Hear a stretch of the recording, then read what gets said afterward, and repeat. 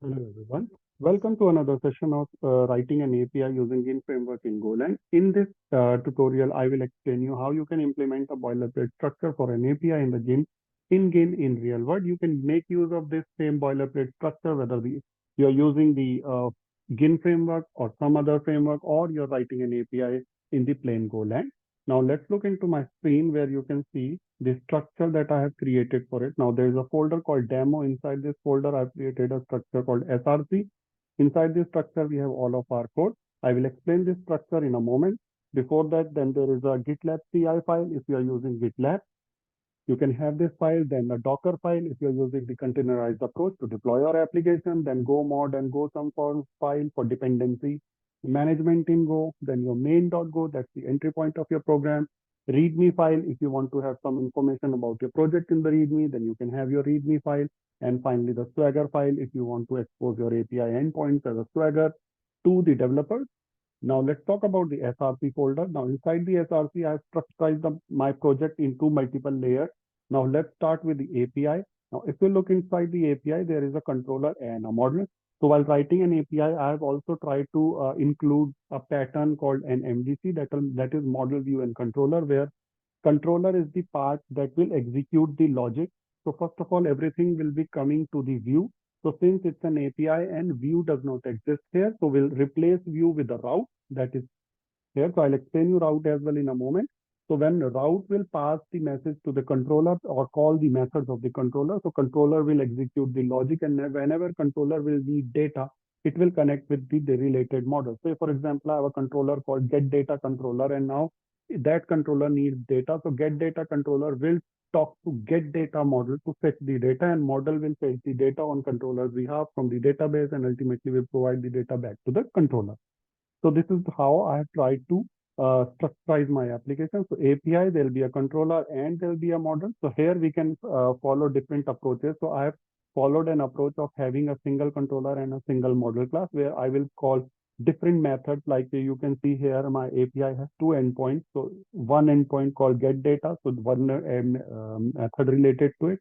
Other endpoint is called get query string data, and there is a method related to it. Now same is for the model. So every endpoint will have method related to their data in the model class.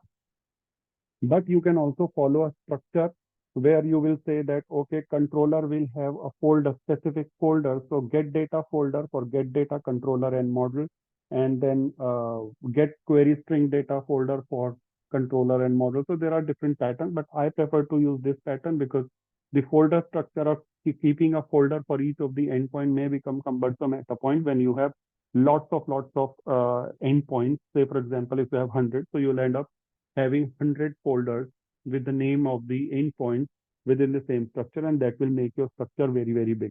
There are pros and cons on everything, but you need to look into what suits you best here. Now, let's close the API, come to the config. So this config will contain the configuration, since in real world, our application used to have configurations that application reads while starting. So that configuration will be residing inside the config, and the package related to the configuration will be inside the config. So I'll be explaining you each and every file of what exactly it does when I start the program, or start explaining you program from the beginning, starting the main.go. But right now I'm just telling you about the structure. Now the database will just contain the information about the database or making the connection to the database. This is a database package. Now logger package, that will contain information about logging package. Middleware, this is a middleware that will contain information about what is the middleware, either for request or for the request response. Finally, the router, it will have all the information about the router. Now let's start the program from main.go. And before I start the program, let me explain you diagrammatically of how I have structured my application and how the control will flow. So if you look here, there's a file called main.go. Whenever main.go will start, it will initialize the config.go. That will basically initialize all the configuration of my application. Secondly, it will initialize the logging or the logger package. That means that logging should be available to whole of my project, and I can make use of the logging package across my project. And then finally, it will initialize the router. So that router will run my application on a specific port. So the first on stage one, this is what will happen within my API. Now Once the router is initialized at step 3, so my API will become ready to accept the request and serve the request. So once this is done, now the flow will become like this. So web browser will make a request and that request will be passed on to router.go, and router.go, based on its need, if it needs certain information from the configuration, it may call the config package and it will call the logger as well to log the information about the request, or if it wants to log something specific that you must have written in the router.go, then router.go will be identifying, okay, based on this route, what controller should be called. It will call the controller, and finally controller will call the model. And each of these classes may connect to config.go and logger.go package for getting the configuration and for logging the app log. And finally, the response will be served to the web browser. So this is basically a very high level diagrammatic view of how this program will run under this structure. Now let me come back to the main code where I will explain you the main.go. So here you can see at the very first state, what I'm doing is I'm calling the call method called config.init, and config is actually my config package. Now let's go to the config package and try to understand what exactly it is.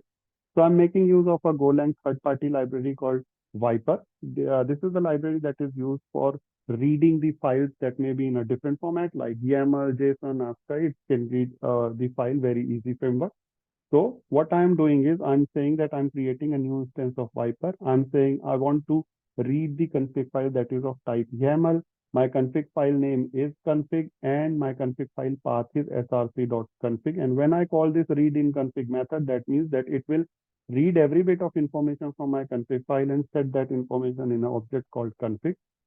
And I'll show you how my config parameter look like this. So this says, okay, if I want to feed data or not, based on this, then the logging information, then the server port where I want to run my application, then the database information this config YAML has. So this config.go is basically reading the information from the config and setting it in a variable. Then there is a function called getConfig that's basically returning the config that I have created here. Above here, I have declared a global variable called app config, because whenever I need information from the config across the application, I do not want to initialize the Viper again and again to read the config. Rather, I want my config to be read only once. So in my main.go, I am setting this variable app config with the value of the config that is received in the main.go itself. And after that, whenever I need information about the config, so I'm just reading this variable. So I'm making this variable as global in my application. Now coming back to the main.go, I have initialized the config, and then I'm setting config.appconfig as config.getConfig. That will return the instance of the config file to me that has all the information about the my configuration file variable. So this will be in the app config. I will show you how I made use of this global variable in a bit. After that, I'm initializing the logger. Now let's go to the logger package. Inside the logger package, I made use of the logger. That's a very awesome uh, logging framework for Golang. Under this function, I'm doing nothing. I'm just telling that in the logger that I want to use JSON as a formatter and I want to log everything as a JSON. Now timestamp should be in this format that should be logged. Set report caller means that I want to print the name of the file, name of the method, as well as the line number where the method has been where the logging has been done. Then I'm setting the log level. Now this is a line. If you see now here, I want to read the value of logging dot level from the config file. You see logging dot level, the value is debug. Now I want to read it. So you see here, I have not initialized the config again. It's a different package. Rather, I'm using the global variable app.config, config.app.config. So I'm saying in this line that from config.appconfig, I want to read the value of logging.level. And what essentially it is called debug. So this is how I'm using my global variable. Now coming back to this class. Now in this, I'm setting the log level based on whatever I'm getting the information from this configuration. Now in this whole sense I'm doing nothing, but I'm telling based on the configuration that whether I want to write the output to the standard output or I want the output to be written to the file. Now here, based on our configuration that we have given here, so we are writing the output to a file called applog.log that will be in the root of my project. That will be created once I run the endpoints of the application. I'll show you that as well. This is the set log level method, and then these are the endpoints, or these are the overridden methods that I have written based on my need using the logress method called log with field.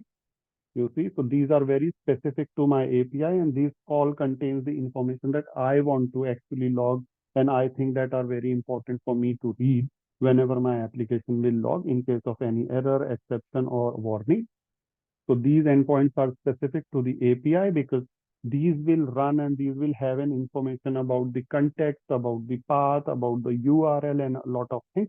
So these are very specific to the route. Now, the application is not only about the route, there are other things as well that application may have to log apart from route, like when the application is starting. So there is no route or there is no request that will come to the application. When the application is making a connection to the database for the first time for testing the credentials, error may happen at that time as well. Or if an application is initializing anything at the first time, so everything is not related to the route. So for other type of logging, I have created these overridden method based on their log level, like panic.